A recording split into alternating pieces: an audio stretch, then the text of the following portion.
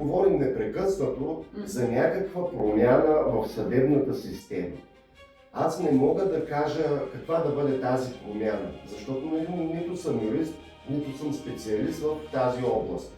Но това безкрайно проточване на принципно, за мен поне, ясни дела. Тук имаме един селски бой, разбирате. То не е някакъв сложен казус. Има свидетели, има записи, има съдебна експертиза, има болнични документи. Разбирате ли всичко? И при тези всички неща продължаваме години наред да се съдим. Това някакси не ми е нормално. Не, да, изглежда странно, но другото, което е дава възможност на съответно, аз не мога, още нямам право дори да го нарека престъпник, защото той не е осъден.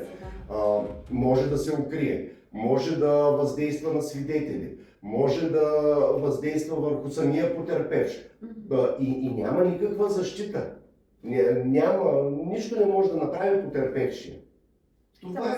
Това за мен, съответно, говорим за доверие в съдебната система и в полицията, дори ако щете. Как да разчитам аз, че те ще ме защитят, като те нямат право?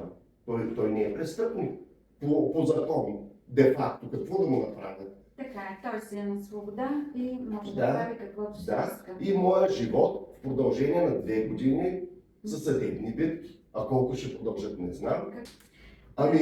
Лично аз апелирам, ако има изобщо някога някаква промяна в тази съдебна система нашата, да бъде някакси по-експедитивно да се случват нещата, а не в продължение на десетилетия. Може би трябва да има някакви законови срокове за всяка една. Аз предполагам, че има. И ще да, при мен какво се случи? Съответно, при мен отначало се бавеше съдебната експертиза медицинска. Понеже доктор Еленски, той е много добър специалист, но е единствен и не може да помогне навсякъде. Така, попитах, има ли някакъв законен срок, в който трябва да бъде изготвена тази експертиза? И ми беше отговорено, да, има. Но, понеже Еленски е единствен, то няма кой друг, дори да не го спази, поради чисто технически причини. Той не може да смогне навсякъде. Няма кой друг да я направи. Така че ти чакаш. Дори да минат законовите срокове. Че всъщност е неопределено време. Има срокове, а те са безсрочни.